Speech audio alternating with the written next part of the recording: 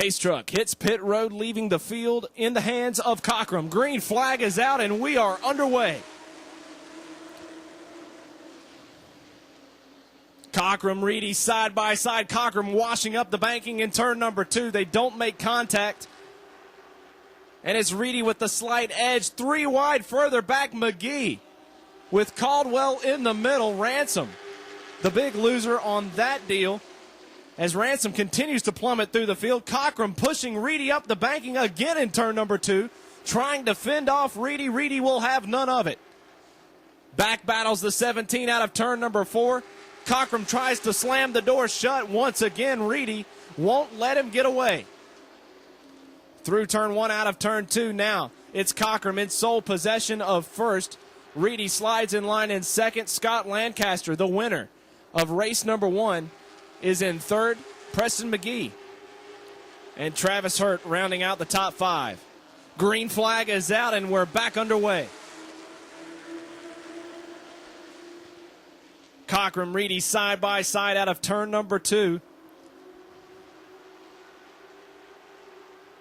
Neither driver giving an inch in turn 3. Cockrum again pushing up in the center of the corner.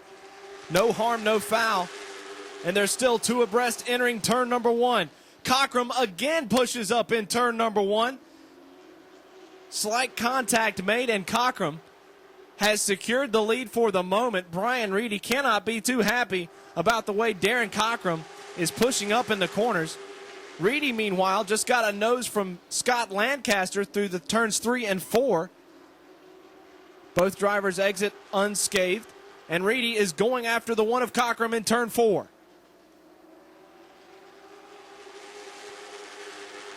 Another white knuckle restart. And as things begin to settle down, it's Reedy back on the assault. And this time he is all over Darren Cockrum as Cockrum's rearview mirror fills with the front nose of the 17 of Brian Reedy. Reedy is there down into turn number 3, peering beneath the back bumper of Darren Cockrum. Reedy appears to have the superior machine, but getting around Cockrum is no easy task. 17 slipping out of turn number 2, and for the moment, slight breathing room for Darren Cockrum.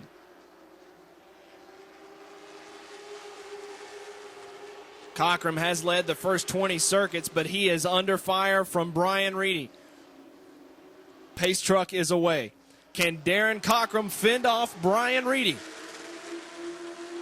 Cockrum has been washing up in the corners, and he does so once again, slamming the door on Reedy. Somehow, all managed to exit that fiasco unscathed. Cockrum is back to first. Brian Reedy now trying to fight off McGee for second. It is unclear why Darren Cockrum continues to push up in the corners on the restarts. Brian Reedy didn't take too kindly to it, and contact nearly sent Cockrum around. Somehow they all managed to get through it all right. And now McGee capitalizing on the situation. He's into second. 6 laps to go. Reedy trying the crossover move. That's to no avail. McGee now with a shot at the leader. Cockrum has managed to keep them all at bay to this point, but with 5 laps to go, he's got a new challenger. McGee, a car length behind as the top 2 enter turn number 3. Scott Lancaster trying to go to work on Reedy. Those 2 make contact. Reedy again saves it.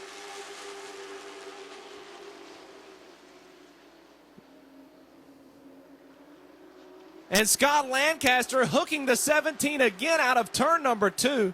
They have been using up Brian Reedy, and somehow Brian Reedy continues to keep that number 17 pointed in the right direction. 3 laps to go. The battle for the lead.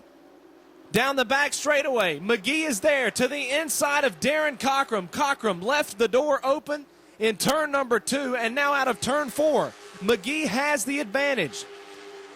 With the preferred lane, lead change in turn number 1 with 2 laps to go. 3 wide for third. This won't work. Going into turn number 3, Badevsky to the inside. Lancaster sandwiched in the middle. Reedy to the outside. Somehow they're still pointed in the right direction. Down into turn number 1. They're still 3 wide out of turn number 2, and they're coming to the checkers. Preston McGee by a car length on Cockrum. Reedy is out of the briar patch in third. Preston McGee wins. Reedy will take third. Cockrum comes home with a runner-up finish after leading the majority of the contest. What a race. We'll talk to the podium performers next. The left side of this car is used up, Brian. A lot of contact in that race. Had a shot at the win.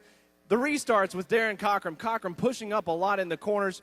What, from your perspective, was going on there? And then the subsequent contact with Scott Lancaster. I don't know about Scott. I mean, that was, I guess, racing. The stuff with the one car, however, is a little different. If you can't keep it in your lane, don't go in that hard. But I guess, I don't know. I'll just keep my mouth shut. Talk about the restarts. It looked like this car just couldn't stick on the bottom. From the driver's seat, walk us through what was going on those restarts.